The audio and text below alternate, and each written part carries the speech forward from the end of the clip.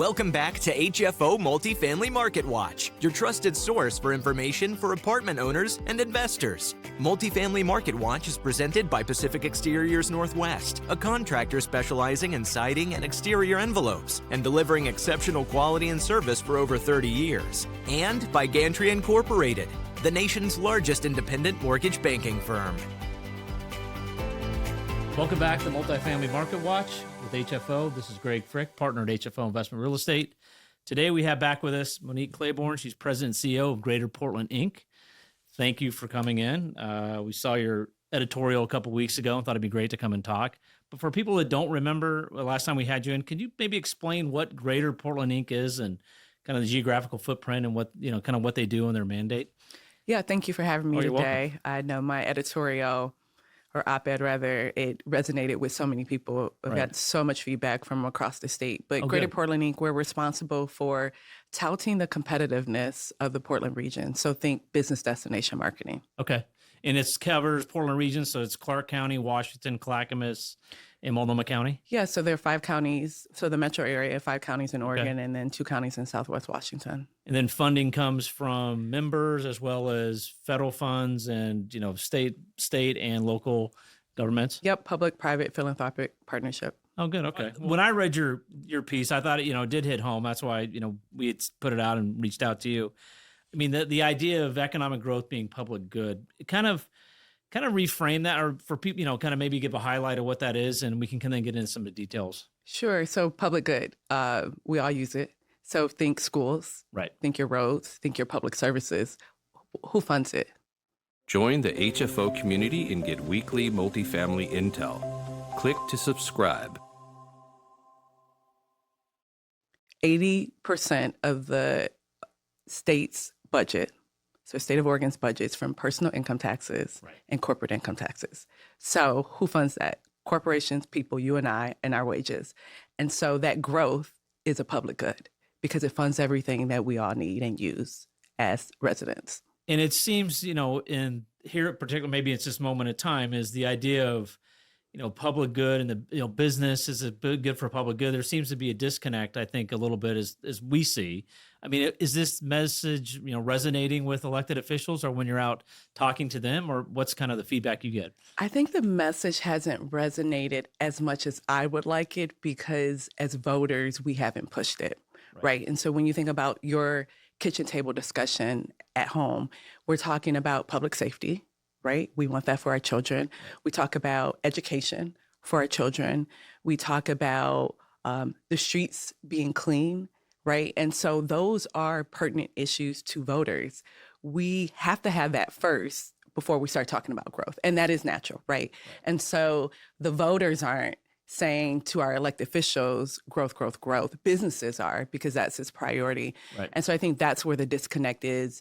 Again, it's a public good. It funds all the things that we want, and they're very correlated. Right. So the ability to have some of those things that you say, like kitchen table issues, who's going to fund that or how you're going to fund that? That's maybe the disconnect with, kind of voters as well as, how to get there. Right. And so it's an and, right? And so we need to put that apart. We need to have that as a part of the conversation where we're asking our elected officials, don't just clean up the streets, but help grow our economy. Right. Make it a place for opportunity for businesses and for people, which will then fuel and, give funding for all these things that everybody, wants from a kitchen table standpoint. For sure. So now I know you started in Detroit, I think, in kind of the same capacity. And yeah, so I'm from Detroit. I'm a native Detroiter. Okay. I moved here, though, for a guy. We're married with 3 kids now, but I was already in Portland. I was working here. Okay. And then I saw this opportunity and said, there's some similar challenges. And Detroit and Portland couldn't be culturally more different. Right. But at the time when I was doing this work in Detroit and doing business recruitment in Detroit, it was the largest municipal bankruptcy. There was an auto bailout, and the media was just tearing up Detroit. And so I am seeing, as many of us, you can see the challenges are similar in terms of the media, just, tearing up the Portland market. You can see we haven't recovered as quickly as other markets post-pandemic, right? And so there are some challenges within the region as well. What were some of the catalysts for Detroit's, for its, because now you are reading about Detroit turnaround and things like that. I mean, were there certain specific catalysts for that to kind of move this? I don't say fast track because, again, I guess you're only fast if you're relative to other things. But what would you see as some of the similarities, or was there a thing that really pushed that? I think there were 2 to 3 things. One, we talked about what's GPI's Greater Portland Inc.'s funding, and we said, it's a public-private philanthropic partnership. So in Detroit, everyone got on board, the public sector, the private sector, the philanthropic community, and they all invested dollars because what you pay for, where you spend your money is what you value. And so they all put up dollars to revitalize the city of Detroit. So that was one. Then you really saw the private sector in a huge way step up. And by step up, crime, public safety, bringing businesses downtown. Dan Gilbert, owner of Rocket Mortgage, Cleveland Cavaliers, he had employees in the suburbs. He brought them all downtown. Right. And so now you got people downtown, so you don't have a ghost town, right? And so now if you got people downtown, you have small business downtown, right? Like you have restaurants. And so the private sector really stepped up. Okay. Even the suburban cities, again, there was a municipal bankruptcy. They were going to sell the art.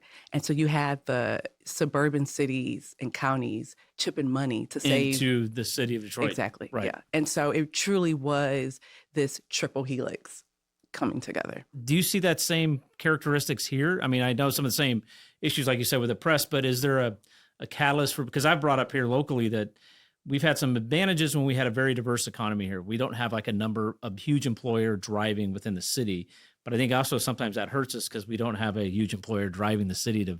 So what do you see? Is there some of the correlation there? So what I see is a boat in the night and there's a hole in the boat and it's sinking. And the people in the boat you got people in the boats that's saying, oh, look at the navigation. We got to get the navigation. You have some that are looking at the color of the boat. Oh, no, we got to change this. And so everyone in the boat, they're looking at things that are important, but not realizing we're not going to get to our destination because we're being overtaken by water. Right. And so, like I said, in Detroit, there was this triple helix of everyone coming together. This is the goal and this is what we're going to do. Right now, what I'm seeing is, oh, we got to fix homelessness, which is important. Oh, no, we got to help crime. Okay, that's great. But there isn't a one solution policy agenda to say this is what we need to do. And are you confident we'll get there, or do we have? I mean, I get asked all the time for our clients asking, does it have to get a little worse before it gets better to get everybody on the same direction? Because right now it feels like you said, somebody wants to talk about this, somebody wants to talk about that, and there's no coalition to get together to say, we can't address all these. We have to get on the same page. I think that people are starting to get the message. Right. So, I had an op-ed. I'm seeing a lot more of those, very similar tone right now, in the city, outside the city, in the state, right? So it's a Portland problem. It's a Portland region, but it's becoming statewide. I mean, look at the transportation, what we saw there. Again, there just wasn't cohesive around this is the solution for it, right? And so I think there's a crisis brewing, and I think we can take advantage of that. Which again, maybe with as you said, with the state, the way we're funded with income tax and all that, is you start getting revenue shortfalls. Maybe that gropes people to look at like, we want to address these problems, but we need to also address how do we get the revenue in. And again, doing it, I think, from just as strictly, we're going to continue to tax and not look at bringing businesses in is kind of going to defeat kind of your goal. You're not going to get there. Absolutely. I saw an op-ed again last week, and it said, you don't tax your ambition, you release it. Right. So I'm hoping that we see some change politically in terms of the way people think about that here, because we do have this, we've had this moniker here of just not being very business friendly. And again, we all want the same things, safety and, the arts and things like that, but we have to figure out a way to fund it stably. And we're so tied to income tax that if the economy, if they're not growing, we're going down. Yeah, we publicly saw a few weeks ago, the governor came out against preschool for all. Right. And this is a very huge shift. Huge. For a sitting governor, a progressive governor, a Democrat saying, no, we need to revisit this. So for your group, what's kind of your agenda for the rest of 25 and getting into 26? Is it working on the political side? Is it just trying to get more partners together in the boat to identify, hey, we can talk about the color of the navigation, but let's deal with the whole here? I mean, what's kind of your guys' plan moving forward? I know our lane, and our lane is to tout the competitiveness of the region. So, good or bad, we are out promoting the Portland region to bring in traded sector companies into the region. Okay. Right. And so, as far as the policies, we are not engaged in that work because, again, good or bad, this is the role that we have. And So really to sell Portland metro area to businesses and to bring them in. Correct. And so we received a $2.5 million grant from the state, and the state had not previously invested in our organization to repair the reputation of the region to bring investment to the state. That is what the grant is for. And so right now we're running digital search ad campaigns, so Google search ads. So these are companies or people that are already Google searching Portland expansion, start a business here, relocate here, right? And so in some ways they're being qualified. Right. So we're running a Google search ad, Google display ads, LinkedIn sponsored content where we're promoting the Portland region to location decision makers, right? And so your mom and pop business may not get it who's already in Portland, right? Where it's out of market. Right now we're focusing from Seattle down to San Diego. Okay. These are communities. So West Coast specific. Yeah. These are communities that have similar challenges to us, right? These are communities that are higher markets, higher cost markets, right? And so it's easier to compete and we look a little nicer compared to other West Coast markets compared to other red states. And what do you see? What's the feedback you're getting from these businesses or leaders who are controlling where they're going to move? Is it the narrative changed a little bit, or I know we still have a lot of hurdles to get over, but are you feeling like it's slowly kind of coming back? So I would say yes, and so we still have perception challenges, right? At the same time, our marketing campaign is not boiling the ocean, and we're being very targeted. And so again, we're being targeted as to, do you have clients here? Are your suppliers here, right? Does it make logistical sense for you to be within this market? And insofar that's the case, it's a different conversation that we're having, right? And so you can get on board with the Portland market being a place for consideration for expansion. And when you're looking, what are the new competitors? Is it Boise? Is it further east? Are we still, like I said, we are always been considered since we've been in the the kind of the low cost for housing and operation when compared, now again, not compared to the rest of the country, but compared to up and down the West Coast. I mean, is that, we still kind of feel like we're competing in that group, or? So we have, it depends, right? Yeah. It depends on the industry. It depends on where the company's headquartered in terms of like what other markets that they're currently considering. But we are competitive when you look at the cities that I just named. Right. Mm-hmm. So then now we had somebody else, an economist here, talking a little bit about the Portland doom loop and things like that. I mean, how are you overcoming some of those concerns, or what, kind of what's the sales pitch to somebody about Portland when they say, hey, I just heard about, Eco Northwest brought this up. What's your take on that? So it's very interesting because there's the Portland in-market conversation, and then there's the conversation we're having with companies who are not here. Right. Right. And so, quite frankly, doom loop has not come up in any conversation. So it's a perception different. If you're already here, you have a different conversation than if you're out. Right. Yeah. Yep. So I assume it's probably easier to have the one with the people that are not. Yeah. And I mean, I think as far as how I contribute to those conversations, it goes back to some of the earlier points that we were making. If we're not investing in growth, we're accelerating the decline. Right. Right. And again, looking at Detroit, where until they started investing in growth. Right. We've talked about that in our industry in terms of density and development. If we keep status quo, that sounds great, but if you're not growing, you're dying. And as a city, you need to evolve. And I feel like it's slowly, the message is getting there. Yeah. We had to have some pain to get there. And it's patient. Like, so again, we have this digital marketing campaign. We're working with the American City Business Journal. So we've had content, digital ads. We talked about Daimler's $43 million expansion within the city of Portland.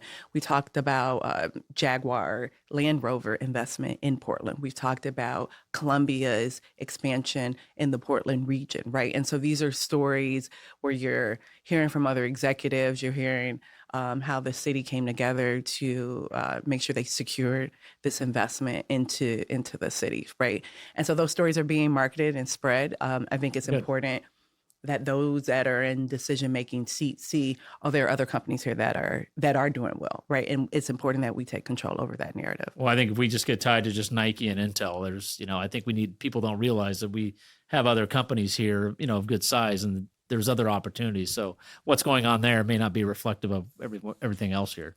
Absolutely. So then I was going to ask a little bit about, dealing with that, where you have that perception. I mean, what is the messaging here and then the other thing I was going to ask is, you have Clark County with the other counties in Oregon. Is there, because we'll hear locally about the competition of, jobs going to Clark County. They've got an inordinate amount of this growth. It used to be Washington County, now it seems like Clark County. As an organization that's representing all those, is it more just get in here and where you end up, it doesn't really matter, just get here? So companies that are considering expansion, they look at metros. Right. They don't look at cities because there's a labor shed. You cross jurisdiction lines, goods cross jurisdiction lines all the time. And so they're looking at metro areas, and usually economic development organizations are a metro region organization. So that's one. Two, we had an event in February called Meet the Mayors.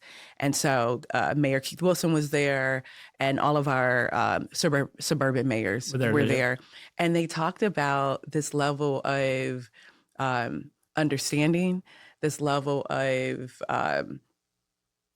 you name it, just helping each other out, being there for each other. And I can tell you, the cities, and I see this in working with the different governments, we're there for each other. We are helping each other out. We're not trying to steal your business at all. And there really is a level of camaraderie that we're seeing. So working together as opposed to, Mm-hmm. Which is good. Like I said, in the last few years, it's always seemed like there's been, between the city and Multnomah County, there's been a variety of things. And hearing, with a municipality where you have such a different tax structure across the river, and how do you, manage that? So, yeah. And our project announcements this year, they've been in Vancouver. They have, but it's not because we didn't show a site in Oregon, right? The company chose. Yeah. And again, that's a success for you because that's within the whole, within your coverage, your sandbox. So yeah. And they're Portland residents, right? Who are working at those companies. And buying goods here. Absolutely. Right. So as we're kind of wrapping it, what would you like to see in the next, 12 to 2 years that would be success for you? I mean, what is kind of your, your metrics to say, this is what I would like to see, where I could sit back and go, hey, we're moving the needle? So from the organization, jobs, right? Like, how many new jobs did we bring to the region? How many new taxable wages did we bring to the region? We track that metric annually. Okay. What is the capital investment that came into the region, right? That to me shows success. And outside of that, I like to see everyone on the boat rowing in the same direction. I would like to see a pro-business agenda. Well, I think we all agree with trying to get in that direction. And I want to thank you for all the good work. And for people that want to learn more about your organization, they can go to the website below. And so again, thanks for taking the time to do this. Keep up the good writing too, because I think that article sparked a lot of people to kind of change a little bit the way they think, because the disconnect between services that you want, but then who's going to pay for it. And again, with income tax, you've got to have jobs to get income tax. And so we've got to get businesses in here. So yeah.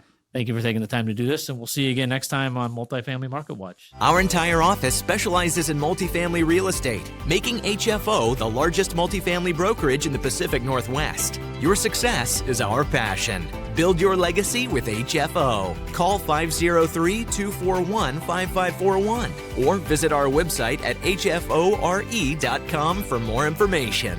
HFO is a member of Global Real Estate Advisors. Learn more at GREA.com.